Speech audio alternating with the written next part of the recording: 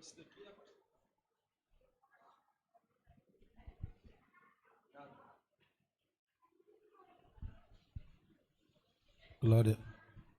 Glória a Deus. Glórias.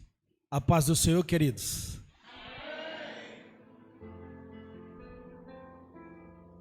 Tudo bem? Tudo na bênção? Glória a Deus. Quarto dia da campanha, profetizando no vale. Deus, Ele é bom. Deus, Ele é maravilhoso. Deus tem trabalhado fortemente na nossa vida. Nós precisamos acreditar no agir de Deus. Amém, queridos? A nossa fé, ela vai movimentar a mão de Deus ao nosso favor. Amém? Abra sua Bíblia comigo. No livro do profeta Ezequiel, capítulo 37, no tema proposto da campanha, profetizando no vale. Vamos continuar tratando do tema. Fico muito feliz pela oportunidade que me é dada nessa noite de compartilhar um pouco da palavra de Deus com meus irmãos também.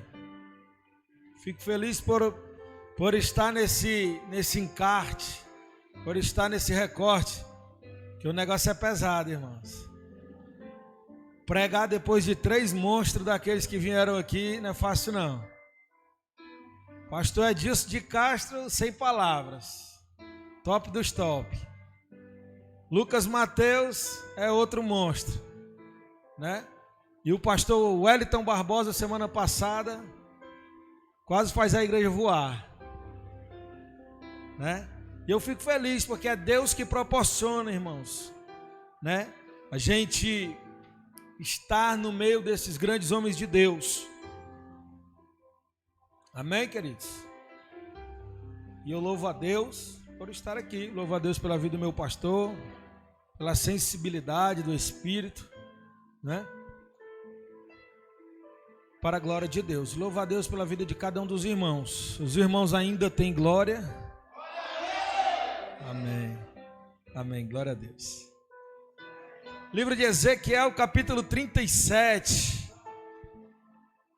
Vamos meditar um pouco na palavra do Senhor. Deus irá falar conosco, irmãos, nessa noite. Deus irá continuar a ministrar a nossa vida nessa noite. Amém, queridos?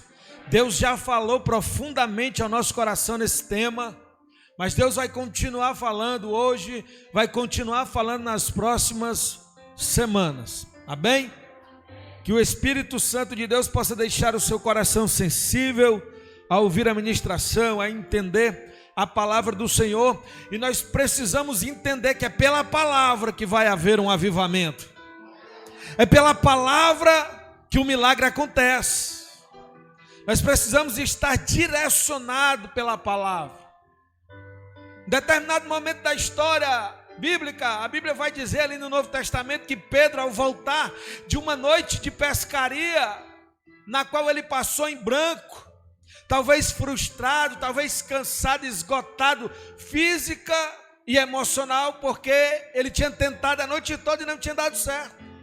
Mas quando ele sai, ele vai encontrar com Cristo, ele vai encontrar com o Todo-Poderoso, e o Todo-Poderoso vai chamar ele de volta e vai dizer: lança as redes aqui. Ele poderia ter dito: Senhor, mas eu estou tentando a noite toda e não aconteceu nada. Mas ele diz: pela tua palavra eu vou lançar a rede. Entendendo a palavra, obedecendo a palavra, o milagre acontece, há uma multiplicação. E assim é na nossa vida, irmãos. Nós precisamos entender a palavra, viver a palavra, praticar a palavra, porque é pela palavra que a nossa fé ela é aumentada. É pela palavra que a nossa fé ela vai ocasionar um efeito, e esse efeito é de vitória na nossa vida. Esse efeito é de bênção na nossa vida. A Bíblia diz que a fé ela vem pelo ouvir e ouvir a palavra de Deus. E o tema que é proposto, eu costumo dizer que quando Deus ele coloca no coração do anjo da igreja uma palavra, um tema, para que ele discorra uma campanha por alguns dias, batendo na tecla, como eu já falei outro dia, para mim campanha é bater na tecla, bater e abre-se-vos-á, pedir, dá-se-vos-á. Então nós estamos aqui já no quarto dia batendo: Senhor, eu quero a minha vitória, Senhor, eu quero a minha bênção, Senhor, eu quero o teu agir na minha vida. E nós vamos alcançar o agir de Deus na nossa vida quando nós recebemos a palavra, entendemos a palavra e vivemos a palavra. Amém, queridos? Porque todos nós poderíamos estar em casa, deitado de perna para cima com o celular na mão, ou assistindo a novela, ou assistindo o noticiário, fazendo qualquer outra coisa. Mas não, o Espírito de Deus, ele nos trouxe aqui nesse lugar. Nós somos direcionados pela sua palavra, que será ministrada, que está sendo ministrada através da campanha. E nós vamos sair daqui nessa noite acreditando, irmãos, que Deus ele vai agir ao nosso favor, independente do local onde estamos, da situação que estamos, do momento em que estamos vivendo. Nós iremos acreditar, nós iremos escutar, nós iremos estar com o nosso coração sensível, entendendo que através da palavra de Deus nós sairemos vitoriosos. Quem crê dá um brado de glória para Jesus.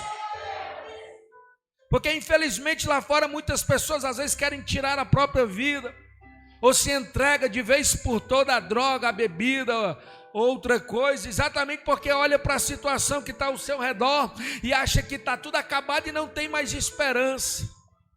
Mas quando a gente vem para a igreja, talvez até desesperançosos, a gente escuta a palavra e a gente volta para casa dizendo: não, tem jeito sim, não, o deserto vai passar, não, a prova vai passar, não, Deus vai agir ao meu favor. Amém, queridos? Quantos acharam Ezequiel 37? Dê um brado de glória para me ouvir. Diz assim a palavra de Deus a partir do verso 1: E veio sobre mim a mão do Senhor, e o Senhor me levou em espírito, e me pôs em meio de um vale que estava cheio de ossos, e me fez andar ao redor deles, e eis que eram muito numerosos sobre a face do vale, e estavam sequíssimos. E me disse: filho do homem, poderão viver estes ossos? E eu disse: Senhor Jeová, tu o sabes. Então me disse ele: profetiza sobre estes ossos. E disse-lhe: ossos secos, ouve a palavra do Senhor.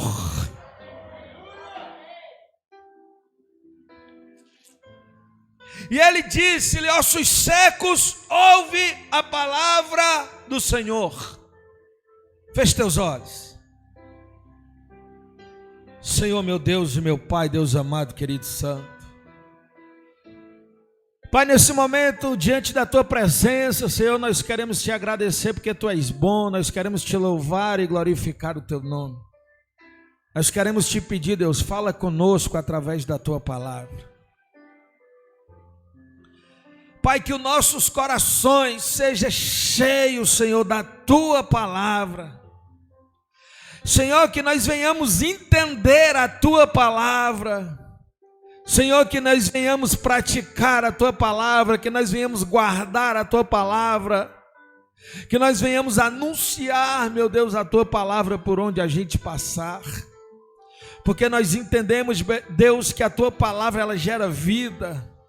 Porque a tua palavra ela traz vida, porque a tua palavra ela levanta, porque a tua palavra ela fortifica, porque a tua palavra, meu Deus, ela regenera, porque a tua palavra, meu Deus, ela cura, porque a tua palavra, meu Deus, ela liberta, Senhor, porque a tua palavra, meu Deus, ela vai causar um efeito nas nossas vidas, Senhor.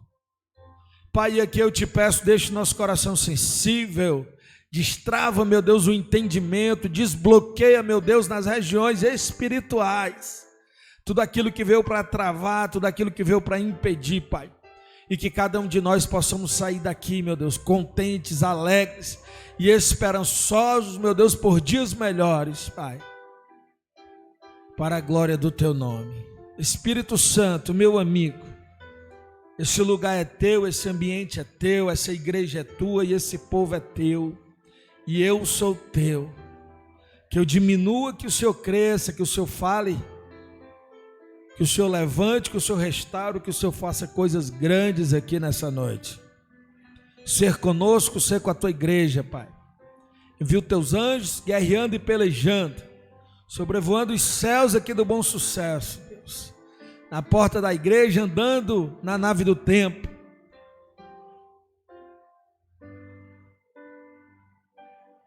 Ser conosco, Deus. É o que nós te pedimos no nome de Jesus.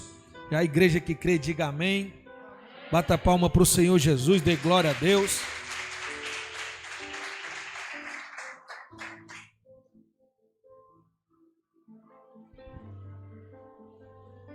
O profeta Ezequiel, conhecido como o profeta das visões, porque Deus falava com ele em visões. Deus mostrava coisas extraordinárias ao profeta Ezequiel. Quando a gente lê o livro, se você for ler o livro de Ezequiel, a partir do capítulo de número 1, você já vai ver Deus levantando Ezequiel, abrindo sua visão e lhe mostrando coisas extraordinárias, espetaculares e sobrenaturais. O profeta Ezequiel, ele vem de uma dinastia, ele vem de uma linhagem sacerdotal. Você vai ver lá no capítulo de número 1, no verso de número 3, que ele é filho de sacerdote. Ezequiel talvez tinha um sonho no seu coração de exercer a função que já vinha de seu avô, que já vinha de seu pai, e que outrora ele iria exercer também dentro do templo. Estudando sobre Ezequiel, você vai ver comentarista dizer que Ezequiel ele era um sacerdote, apesar de não ter exercido ainda, mas ele trabalhou durante algum tempo no templo. Inclusive ele profetizou a ruína do templo em Jerusalém. A Bíblia vai dizer, a história vai contar que o grande rei Nabucodonosor ele levanta o seu exército e vai sitiar Israel, vai sitiar Jerusalém. Ele vai destruir Jerusalém, vai destruir o templo e vai levar o povo cativo. O profeta em questão, o profeta que nós estamos falando, ele vai ser levado na segunda leva, porque o rei Nabucodonosor, quando ele vai de Jerusalém para destruir Jerusalém, primeiro ele vai levar uma carrada de gente, ele vai levar o primeiro grupo. E algum tempo depois, 9 anos depois, ele vai levar um segundo grupo e depois, posteriormente, ele vai levar também um terceiro grupo, que é chamado de terceira leva. E Ezequiel, o profeta Ezequiel, ele vem nessa segunda leva de cativos para a Babilônia. Ezequiel talvez viu seus pais sendo mortos, talvez viu seus amigos sendo mortos. Talvez ele que tinha um sonho no seu coração de seguir a linhagem da sua família, o serviço sacerdotal que era exercido pela sua família, ele vê o seu sonho indo por água abaixo, porque agora Jerusalém já não existe mais, Jerusalém está destruído, o templo em que ele anseiava no seu coração servir dentro do templo, já não existe mais, porque o templo fora destruído por Nabucodonosor, e agora Ezequiel ele vai ser apenas um escravo na Babilônia. A Bíblia ela vai dizer que na primeira leva, Nabucodonosor levou pessoas que tinham um diferencial, que tinham algum tipo de intelecto, algum tipo de sabedoria, os mais bonitos, os mais que poderiam ser mais úteis. E a segunda leva também era da mesma maneira. Na primeira leva foi Daniel, foi Cedraque, Mesaque, Abidnego. Na segunda leva vai vir Ezequiel.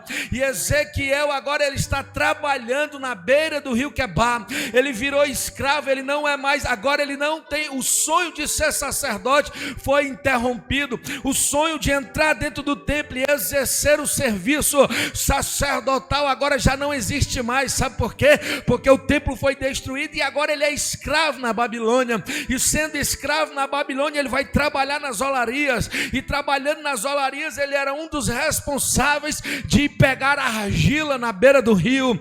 Ele era um dos responsáveis de pegar um balde. Eu não sei como é o nome daquilo. Alguém, talvez de vocês vai saber. É um pau grandão que bota aqui um balde de um lado, outro balde do outro, um instrumento que eu via muito isso antigamente, quando tinha negócio de falta água, a gente ia pegar água nas cacimbas, tinha muito isso, e hoje ainda existe esse tipo de coisa nos interior, aqui na capital a gente vê pouco, mas talvez você já identificou o que eu estou querendo dizer. Então Ezequiel, ele está na beira do rio Quebar, ele enchia um balde daquele de argila, e enchia o outro balde de água, colocava em suas costas, e levava para a olaria, porque ali aquela argila ia ser trabalhado, ia para a fabricação de tijolos. E Ezequiel ali talvez cabisbaixo, Ezequiel ali talvez pensando que tudo tinha acabado, pensando que o seu sonho estava acabado, estava aniquilado. Talvez ele tinha sonhado, aleluia, de entrar dentro do templo, entrar até o Santo dos Santos e ter um encontro com o Todo-Poderoso. Mas se você ler a Bíblia, o livro de Ezequiel, ali no capítulo 1, capítulo de número 2, ali já no começo, você vai ver, meu irmão, que numa dessas trabalhadas, numa desses dias em que Ezequiel, ele estava trabalhando na beira do rio Quebar, pegando argila, pegando água, numa hora dessa que ele se abaixa para colocar um negócio nas suas costas, quando ele vai olhar para o céu, ele vai ter uma experiência sobrenatural. Ezequiel, ele vai ter, aleluia, a sua visão aberta, e ele vai ver o firmamento, ele vai ter visões de querubim, ele vai ver o firmamento, ele vai ver um trono acima do firmamento. Ei, meu irmão, Ezequiel foi um dos poucos que teve uma visão dos céus, que teve uma visão de Deus e ficou vivo.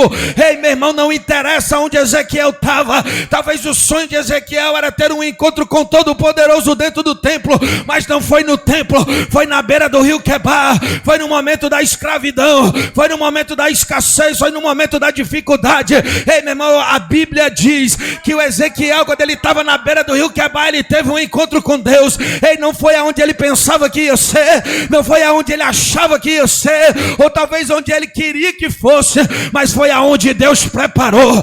Ei, meu querido, eu já quero começar aplicando na tua vida nessa noite.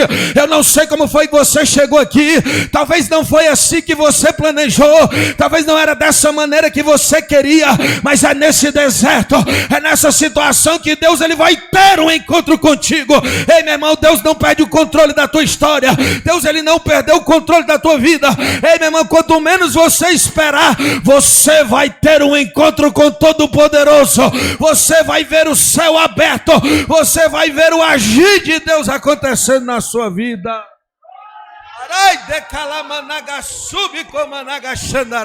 Ei, meu irmão, Ezequiel na beira do rio Quebar, talvez se sentindo destruído, talvez dizendo, meus sonhos acabou. Ei, meu irmão, ele foi lá, o Todo-Poderoso foi ao encontro de Ezequiel na beira do rio Quebar. Ei, meu irmão, deixa eu dizer algo para você nessa noite, vai ser nessa luta, vai ser nesse deserto, vai ser na beira do rio Quebar. Ei, meu irmão, deixa Deus abrir a tua visão, sabe por quê?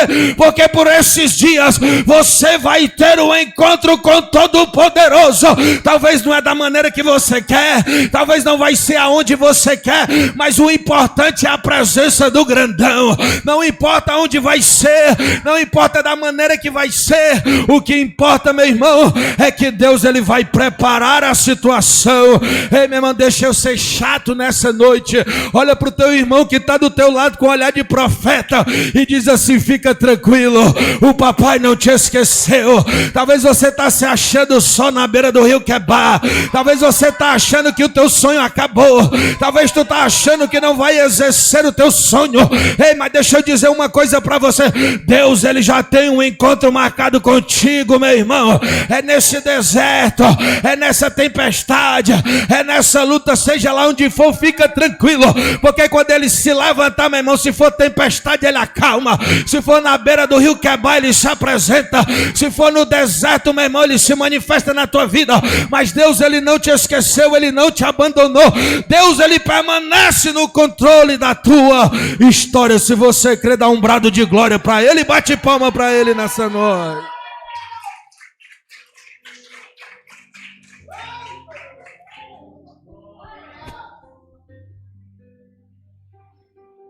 Não vamos tratar da visão, mas quando Ezequiel, ele olha para cima, ele vai ver raios, vai ver trovões, a visão vai se ampliando, a profundidade da visão vai aumentando, a experiência vai aumentando.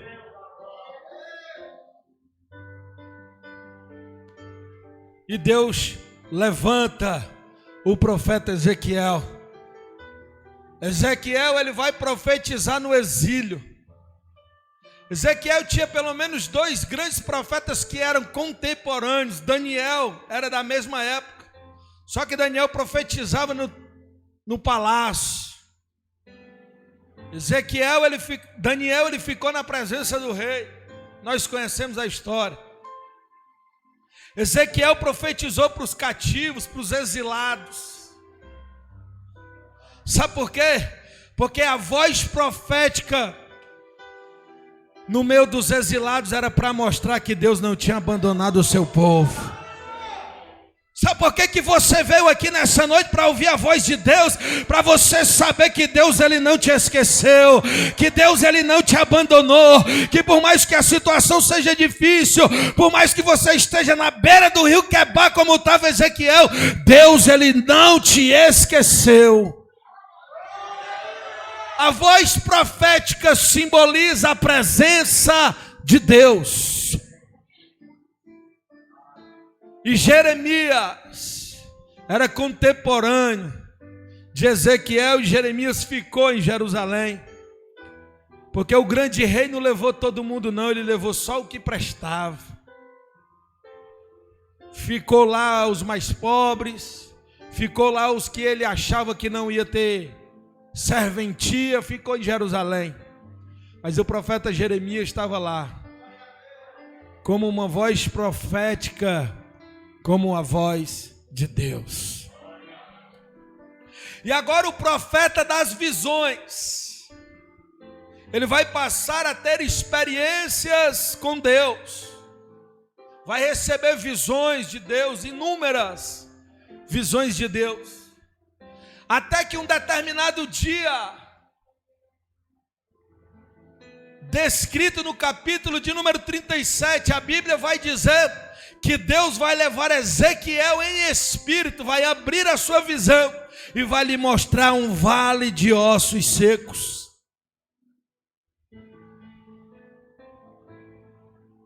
A história de Israel vai contar que Israel ele vivia em uma teocracia.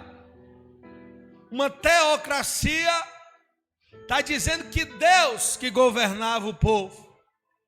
Até um determinado momento da história em que o povo, ele vai olhar para outros povos, vai olhar para outras nações e vai ver que aquelas nações tinham um rei. E o povo de Israel vai anseiar no seu coração também ter um rei. E aí, Deus na época usava os juízes. E o último juiz, ali Samuel, se entristece, porque o povo chega para Samuel e diz: Samuel, nós queremos um rei. Samuel se entristece e Deus fala com Samuel: Samuel, fica tranquilo, descansa o teu coração, porque o povo não rejeitou, não foi a tu não, o povo rejeitou foi a mim. Diga assim: a partir do momento que eu começar a rejeitar a Deus, o negócio vai ficar feio para o meu lado. O povo deixou Deus de lado, deixou de ser governado por Deus, porque queria um rei. E Deus fala para Samuel: Samuel, fica tranquilo, o povo não rejeitou, você não rejeitou, foi a mim. Se eles querem um rei, vamos levantar um rei. A Bíblia diz que Deus levanta o primeiro rei, chamado Saul, o primeiro rei de Israel. Saul, ele vai errar, vai pecar, por desobediência, por desobedecer a voz de Deus.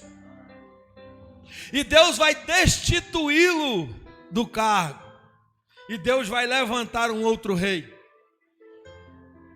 E a Bíblia diz que Deus levanta Davi para ser o próximo rei de Israel. Davi se levanta como um rei, vence batalhas, pelejas, tem problemas, mas Deus era com ele, Deus era na vida dele. Chega o tempo da velhice, Davi morre, seu filho Salomão assume o reinado de Israel. Depois que Salomão assume o reinado, também passa um tempo, eu estou só abreviando um pouco, contando um pouco da história, montando aqui para que você entenda. o que é que está acontecendo aqui no capítulo de número 37 de Ezequiel. Salomão é um bom rei, também tem erros, também tem falhas, mas chega um determinado dia da sua morte, o rei Salomão vai morrer, e a partir do momento em que Salomão ele morre, o reino vai ser dividido. Talvez você já escutou a expressão reino dividido, reino do sul, reino do norte, Israel, Judá. E o reino foi dividido.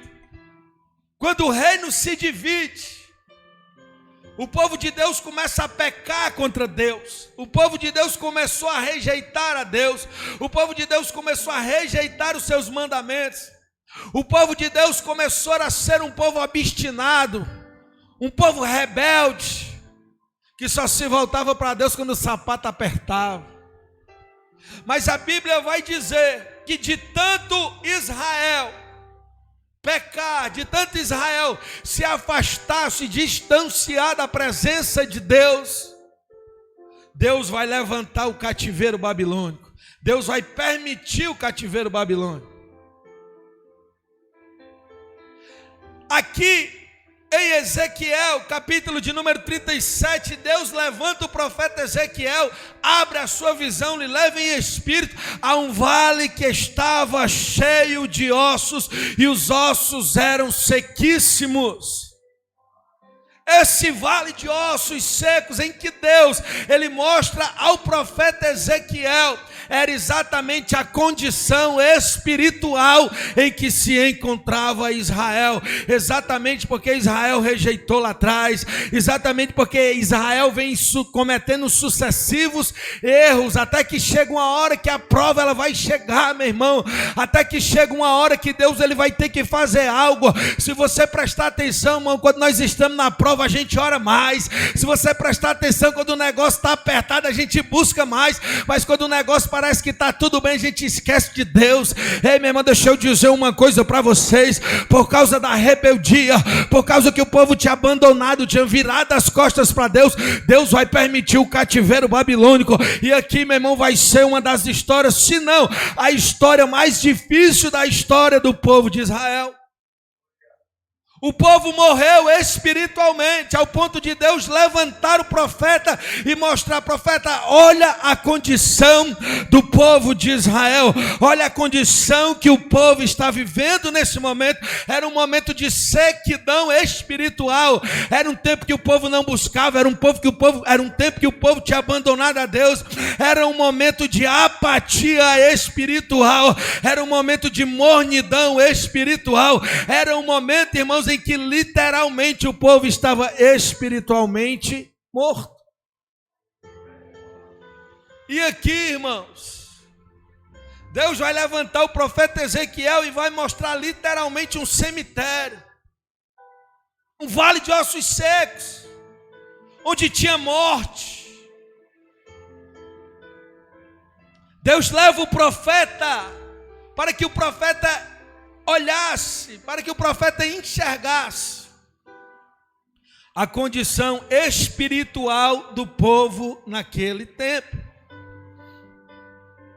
E meditando na palavra, entendendo a palavra, estudando a palavra, nós vamos entender que aqui no livro de Ezequiel, capítulo de número 37, nós vamos entender que Israel ele precisava de um avivamento.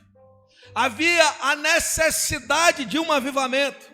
E a palavra avivamento quer dizer tornar a ter vida. Israel precisava voltar a ter vida. E não tem outra forma, meu irmão, de ter vida a não ser, aleluia, na presença de Deus. Não tem outra forma, outra maneira de ter vida, irmão, se não for na presença de Deus. Longe de Deus estamos mortos, perto de Deus estamos vivos. Afastado de Deus estamos mortos, na presença de Deus estamos vivos. O povo estava sem vida espiritual. O povo não queria mais saber de Deus. O povo não queria mais saber da presença de Deus. E Deus vai levantar o profeta Ezequiel, e o profeta Ezequiel vai contemplar a visão. Era para ser um povo forte, porque servia o Deus Todo-Poderoso, único e todo-poderoso, Criador do céu e da terra. Mas infelizmente, irmão, parece que outras coisas sempre quer nos tirar a atenção. Parece que outras coisas sempre quer vencer e nos tirar da presença de Deus. Mas deixa eu dizer uma coisa para você, querido: longe de Deus é morte espiritual.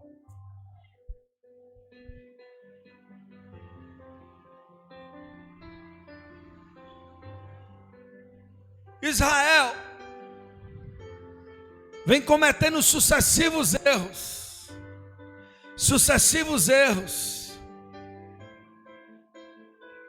E Deus, ele vai olhando, vai vendo aquela situação, talvez querendo no seu coração que fosse diferente, mas o povo continuava cometendo erros, ao ponto de Deus mostrar ao profeta que o povo estava como um cemitério a céu aberto. Ao ponto dele dizer no versículo de número 12: portanto profetiza e dize-lhe: eis que eu abrirei as vossas sepulturas. Versículo 13: sabereis que eu sou o Senhor, quando eu abrir as vossas sepulturas. Israel estava literalmente morto, por causa da desobediência, por causa do pecado. Estava sem vida espiritual, sem apetite de Deus. E aí, querido, como é que a gente sabe, pastor, como é que a gente sabe que a gente está morto? Mas eu estou andando, mas eu estou respirando, como é que eu estou morto? Nós estamos falando de espiritualidade. Nós estamos falando, queridos, de vida espiritual. O crente, o cristão, ele precisa de vida espiritual. Pastor, como é que eu tenho vida espiritual? Na presença de Deus. Na presença de Deus a gente ora. Na presença de Deus a gente lê a Bíblia. Na presença de Deus a gente dá bom testemunho. Na presença de Deus a gente leva vida a quem não tem vida. Na presença de Deus a gente tem autoridade para dizer: eu não tenho ouro nem prata, mas o que eu tenho eu te dou, levanta e anda. A presença de Deus vai fazer a gente ter vida. O povo estava sem ação. O povo de Israel estava se perdido.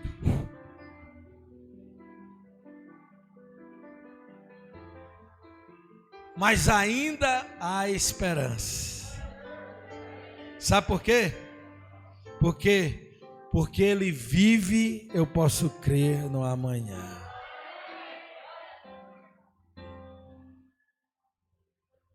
Ainda há esperança. A Bíblia, ela diz, obreiro Alexandre, que Deus, ele entra na história. Talvez Deus se cansou de ver o povo vivendo uma mornidão, vivendo em sequidão espiritual. Deus, ele vai entrar na história. Agora Deus, ele vai intervir na história. Agora Deus, ele vai levantar o profeta. Quando Deus levanta o profeta, meu irmão, é porque ele quer mudar a história da situação. Deus vai levantar o profeta, vai mostrar a situação. A situação está difícil. Sabe o que eu quero, meu irmão? Eu quero esse povo de pé. Sabe o que é que Deus, ele diz? Eu quero esse povo de pé, eu quero esse povo vivo, eu quero esse povo alegre, eu quero esse povo acreditando. Pode esses ossos reviver? E o profeta vai dizer: Senhor, só tu que sabe. E Deus vai dizer para o profeta: então profetiza. Ei, meu irmão, é pela palavra que nós vamos ter vida, é pela palavra de Deus. É por isso que várias vezes na Bíblia, quando a gente lê a Bíblia aqui no Novo Testamento, nós vamos ouvir: quem tem ouvidos para ouvir, que ouça. Ou então a Bíblia vai dizer: aleluia. Ei, meu irmão, nós precisamos estar atento, ouvir a voz de Deus. Ainda há esperança. Deus, ele vai entrar na história. Deus, ele vai agir milagrosamente. O povo estava morto. Por que o povo estava morto? Porque o povo desobedeceu a Deus. Desobediência leva à morte. E morte espiritual. E morte espiritual, irmãos, ela mostra que nós estamos distantes de Deus, porque Deus não é Deus de morto, Deus é Deus de vivo. Diga assim: Deus é Deus de vivos.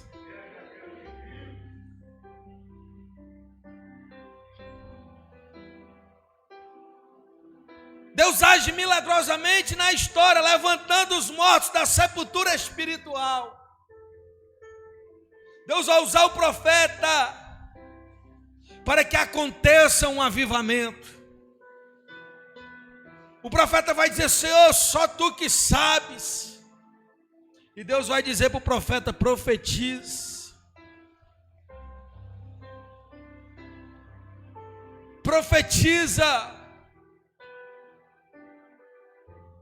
E aqui nós já aprendemos pelo menos duas situações em que Deus ele nos ensina através da sua palavra para que possamos ter vida. Primeiro é a palavra.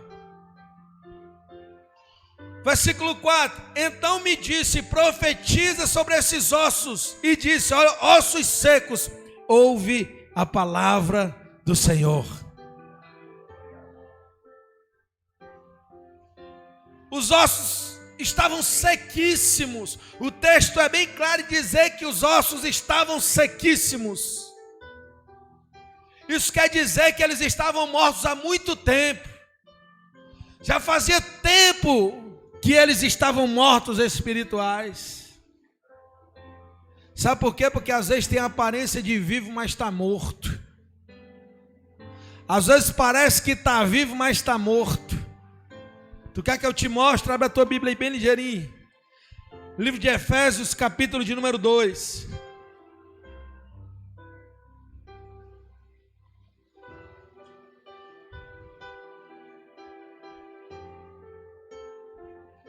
Tem aparência de vivo, mas está morto. Efésios, capítulo de número 2. Diz assim: vos vivificou, estando vós mortos em ofensas e pecados.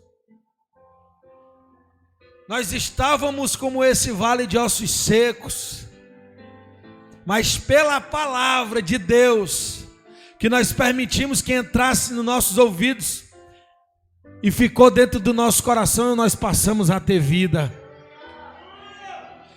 Olha aqui, versículo, capítulo de número 2 do livro de Efésios. E vos vivificou, estando vós mortos em ofensas e pecado, em que em outro tempo andaste segundo o curso deste mundo, segundo o príncipe das potestades do ar, do espírito que agora opera nos filhos da desobediência. Ei, meu irmão, deixa eu dizer uma coisa para você, eu não sei se você está entendendo. Outrora nós estávamos nessa mesma condição, mas a palavra de Deus, ela vem sobre a nossa vida, e nós estamos aqui vivos. Se você realmente está vivo, dá um brado de glória aí, vai, se você está vivo, faz barulho aí, porque vivo faz barulho, morto está calado, morto não faz barulho, morto não diz nada, morto não faz nada, morto não tem ação, mas vivo faz. Deixa eu ouvir, eu não estou ouvindo não, vai, deixa eu ouvir só de quem está vivo um brado de glória nessa noite. Porque vivo fala, porque vivo faz barulho, mas morto está calado. A palavra de Deus entrou na nossa vida e ficou no nosso coração. E por isso nós estamos aqui nessa noite. Mas o profeta Ezequiel, ele vendo a situação, talvez na sua limitação humana, ele pensou que a situação era tão complicada de tal maneira que ele não ousou a dizer nada. Ele devolveu para Deus, ele disse: Senhor, só tu que sabe. E Deus vai dizer para ele, versículo 4: profetiza sobre estes ossos.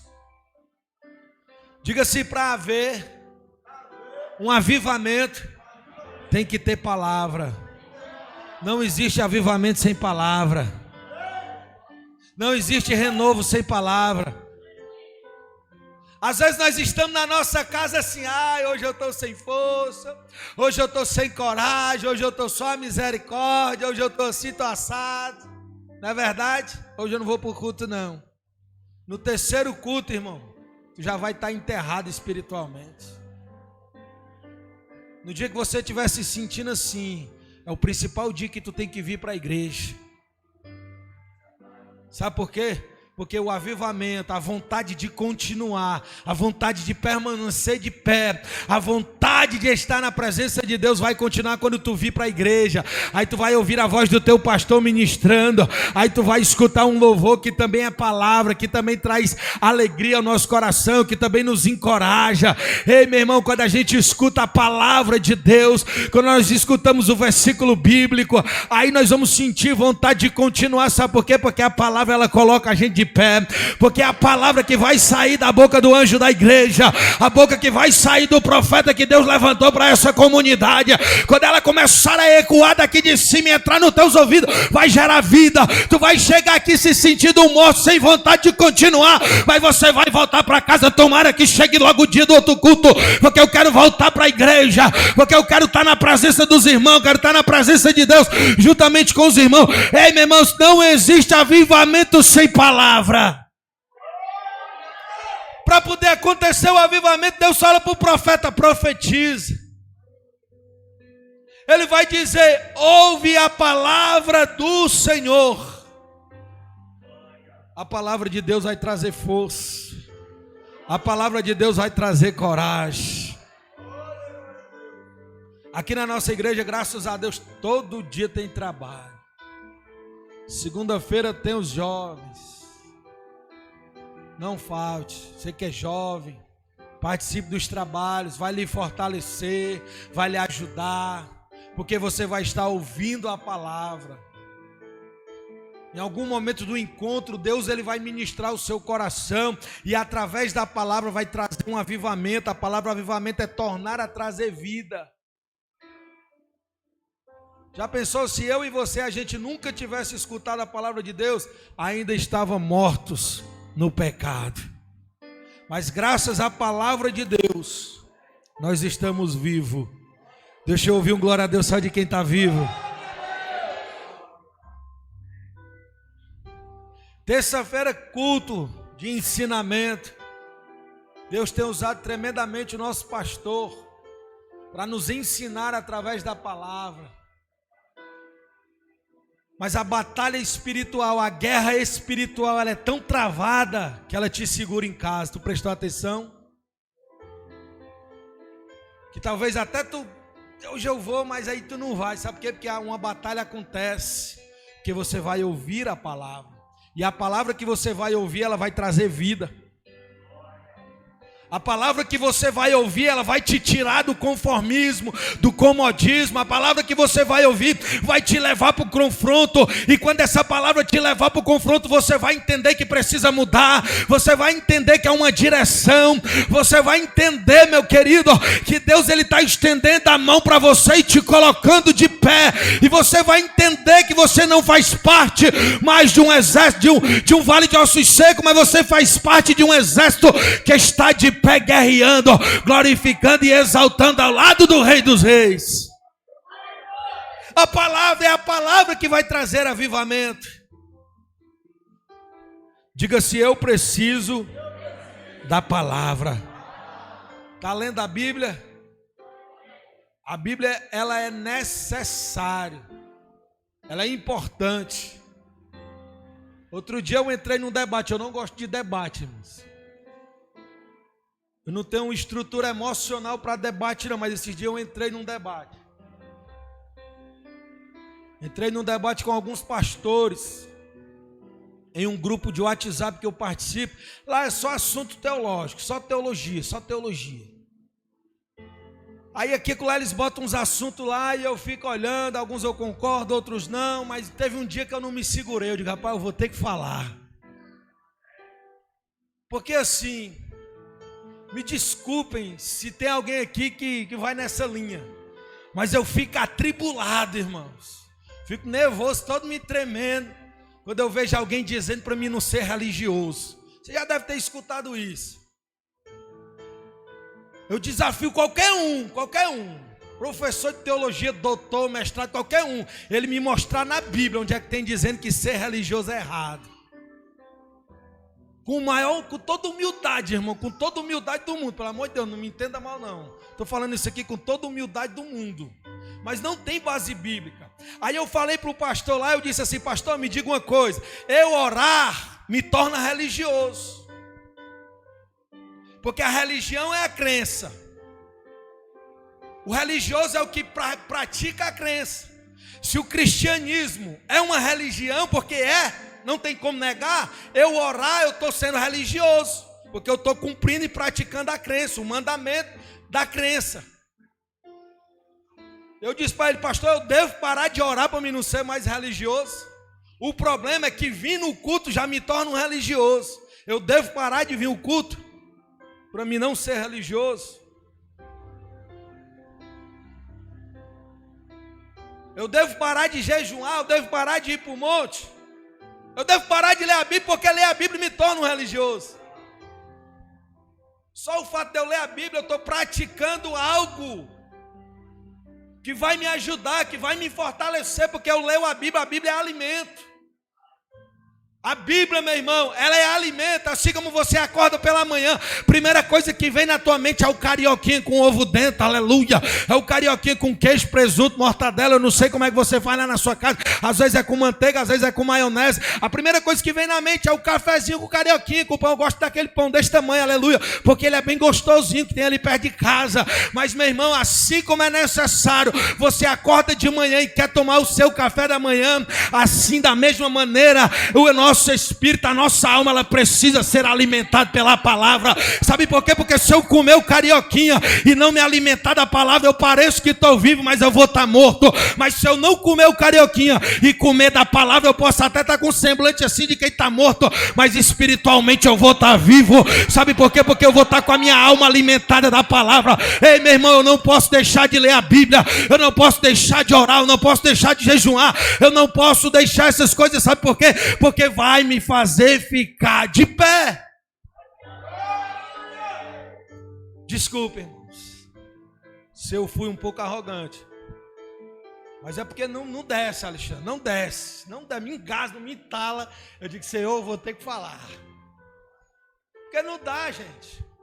Jesus, ele combateu e combateu com força a falsa religião, farisaísmo, entre outras que existia na época, outras seitas, mas a religião não. Pelo contrário, a Bíblia nos ensina a ser religioso. Tiago vai ensinar a religião que agrada a Deus. Tiago vai nos ensinar. Nós precisamos ser religiosos. Que ele vai dizer a religião que agrada a Deus: amar a Deus em primeiro lugar e amar o próximo. Então, quando eu amo a Deus e eu te amo, eu já sou um religioso e eu estou agradando a Deus. O problema é que as pessoas distorcem, as pessoas não entendem. Ei, a Bíblia, a palavra de Deus, ela nunca vai te matar. Pelo contrário, a palavra de Deus, ela vai te colocar de pé. A palavra de Deus, meu irmão, ela vai te fortalecer ao ponto, aleluia, de você ver o capeta lá naquela esquina ali e você dizer: eu vou passar, porque a palavra de Deus, ela diz que Deus vai acampar os seus anjos ao meu redor, porque a palavra de Deus disse que 1000 cairão ao meu lado e 10.000 à minha direita, mas eu não serei atingido, eu vou passar. Sabe por quê? Porque a Bíblia diz, a palavra de Deus, ela diz que Deus me deu poder e autoridade para pisar serpentes e escorpiões. Ei, meu irmão, é pela palavra. Viva a palavra, leia a palavra, se alimente da palavra. Sabe por quê? Porque assim você vai estar de pé. Assim como você precisa do café da manhã, do almoço, do lanche da tarde, da janta da noite, você precisa alimentar a tua alma com a palavra. Sabe por quê? Para quando o capeta vier dizer no teu ouvido assim: não tem mais jeito, está acabado, aí você vai dizer: não, capeta, a Bíblia diz que o meu socorro vem do Senhor que fez o céu e a terra. Quando a situação disser para ti que não tem mais jeito, ó, tu tá escravo nessa situação, tu perdeu o teu sonho, não tem mais jeito para ti, tu perdeu o teu ente querido, perdeu a tua família, tu saiu da tua terra, tu tá numa terra distante, tu tá num lugar onde ninguém te conhece, tu tá perdido, e tu vai dizer: tô não, porque Deus, ele vai abrir o céu, ele vai se revelar para mim, ele vai me direcionar, ele vai falar comigo. Deus, ele não vai te abandonar, meu irmão.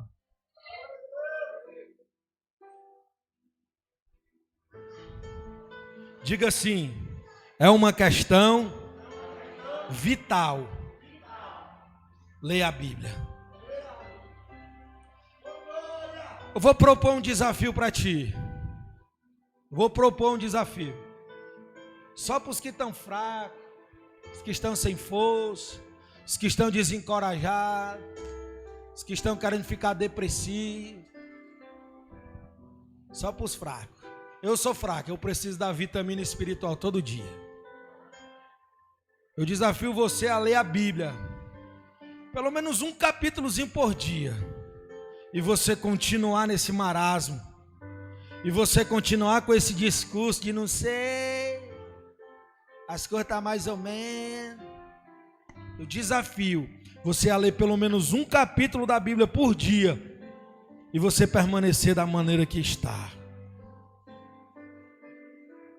Outro dia eu vi um pastor renomado dizendo que quem lê a Bíblia, a depressão passa longe.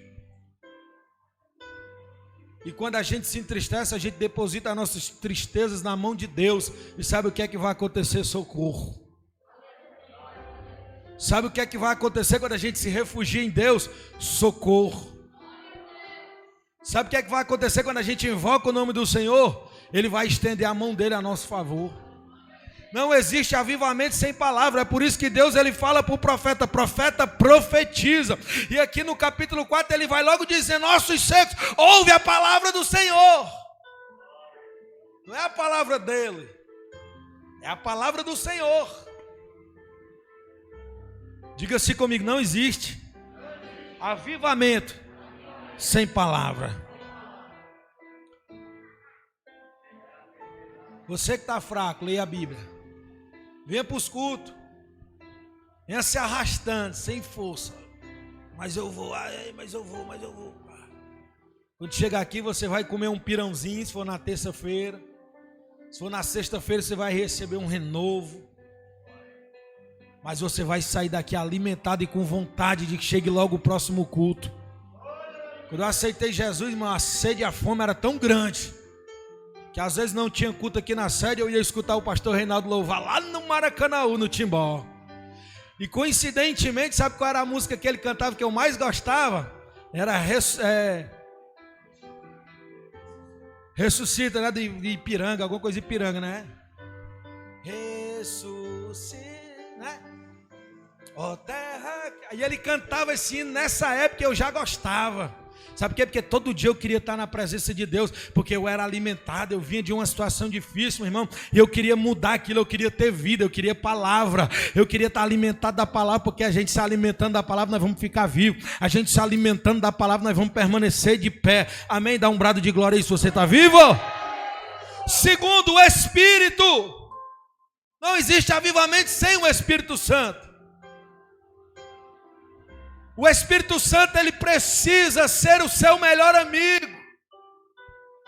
Todo dia você pode dizer assim para ele: vem comigo, Espírito Santo. Eu vou trabalhar, Espírito Santo, vem comigo. Espírito Santo, eu tenho essa fraqueza, vem comigo. Espírito Santo, eu tenho essa luta, vem comigo. Versículo 5, assim diz o Senhor Jeová a estes ossos: eis que eu farei entrar em vós o Espírito e vivereis.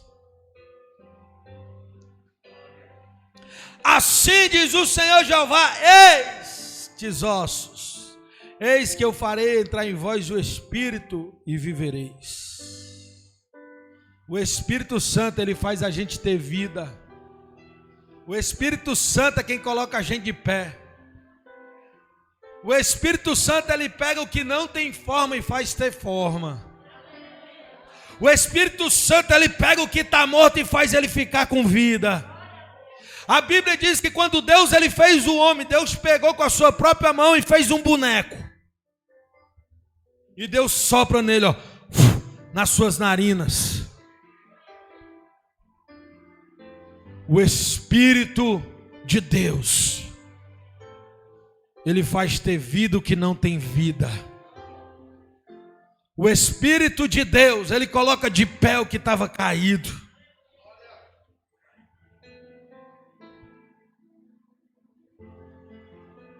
Não existe avivamento sem palavra, não existe avivamento sem a presença do Espírito Santo. Diga assim: Espírito Santo, meu amigo, me governa. Diga com fé, diga assim: me governa. Diga assim: eu sou tua casa.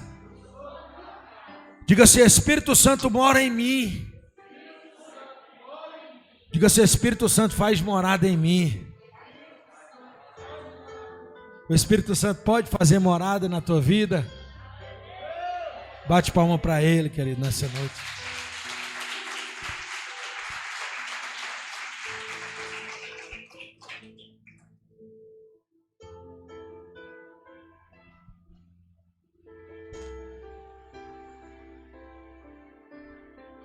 Assim diz o Senhor Jeová a estes ossos, que farei entrar em vós o Espírito e vivereis.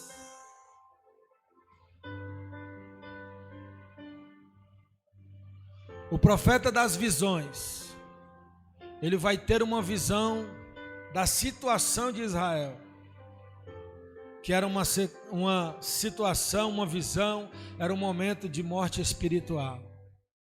Mas Deus, ele entra na história, levanta o profeta, através da sua palavra, Deus vai levantar um exército forte. Versículo 7. Então profetizei como se me deu ordem, e houve um ruído. Enquanto eu profetizava, eis que se fez um reboliço, e os ossos se juntaram, cada osso ao seu osso. O povo de Israel, ele estava vivendo uma morte espiritual, e o povo estava disperso.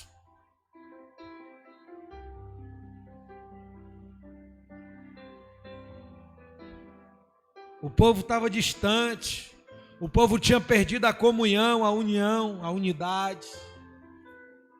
Mas a Bíblia diz que quando Deus levanta o profeta para o profeta profetizar, sabe o que acontece? Eles começam a se juntarem, ele começa a voltar. Prestou atenção que quando acontece, talvez você conheça alguém que morreu espiritualmente, porque quando a gente morre espiritualmente, a gente se afasta. Pegou aí? Se distancia. Eu não quero mais estar no meio dos irmãos, eu não quero mais ir para a igreja, eu não quero mais ser crente. Mas quando o Espírito de Deus, a palavra de Deus ecoa, quando o Espírito de Deus começa a trabalhar, a primeira coisa que ele faz é fazer o quê? É retornar. Tem uma mão levantada aí, uma mão direita, que eu vou profetizar na tua vida. Aquele que está distanciado vai voltar. Aquele que está afastado vai voltar. Aquele que nunca veio vai voltar. Toma posse, meu irmão. Toma posse. Versículo 7. Então profetizei como se me deu ordem, houve um ruído. Enquanto eu profetizava, eis que fez um reboliço, e os ossos se juntaram, cada osso ao seu osso. Houve um barulho.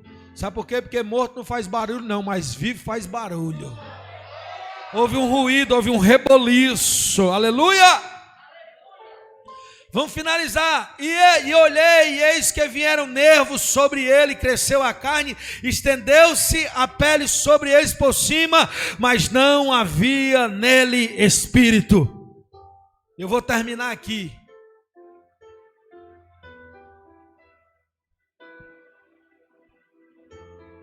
Vou ler bem devagarinho para você entender.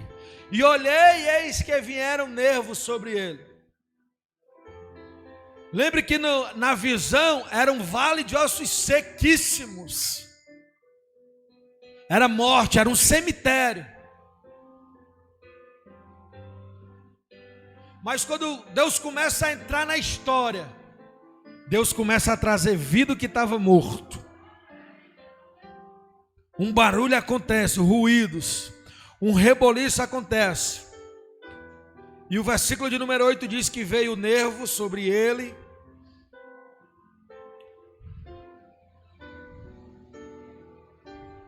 Cresceu a carne, estendeu a pele.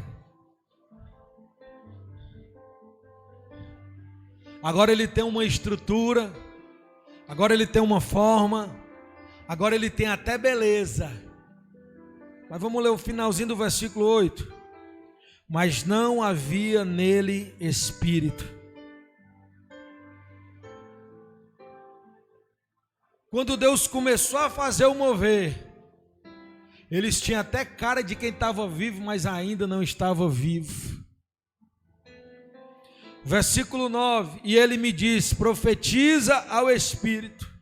Profetiza, o Filho do Homem diz, Espírito, assim diz o Senhor Jeová, vem dos quatro cantos, vem dos quatro ventos, ó Espírito, e assopra sobre os mortos, para que viva. Versículo 10, profetizei como ele me deu ordem, então o Espírito entrou neles e viveram. Só tem vida quando o Espírito entra, só tem vida quando o Espírito Santo entra, só tem vida, meu irmão, quando a gente abre o nosso coração para o Espírito Santo fazer morada dentro de nós. Antes nós éramos mortos no nosso pecados, em delitos e ofensa, mas quando o Espírito Santo de Deus ele entra na nossa vida, ele nos coloca de pé, perdoa nosso pecado, nos dá um banho no sangue carmesim, entrega dom, aleluia, abre nossa visão e nos coloca de pé, e nós vamos passar a ser um exército forte. Profetizei como ele me deu ordem, então o Espírito entrou neles e viveram e se puseram de pé, um exército grande em extremo. Versículo 11 a gente finaliza. Então me diz, filho do homem, estes são toda a casa de Israel. Eis que dizem, nossos ossos se secaram e pareceu a nossa esperança, nós estamos cortados.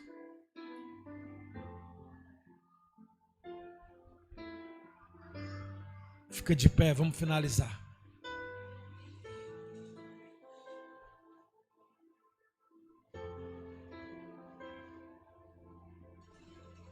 Para que aconteça um avivamento é necessário pelo menos duas coisas. Quais são? A primeira e a segunda.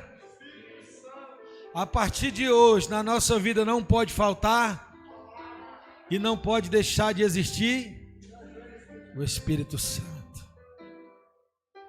Antes, um vale de ossos secos. Agora, um exército grande e forte. Efeitos do Espírito Santo nos torna um exército forte.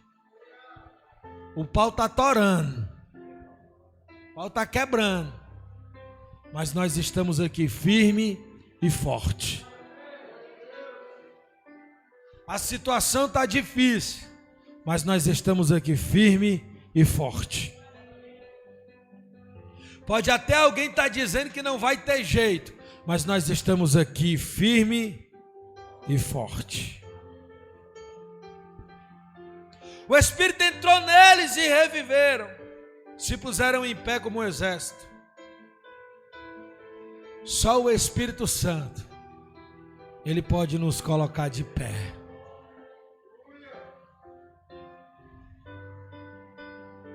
Só o Espírito Santo pode transformar a nossa vida.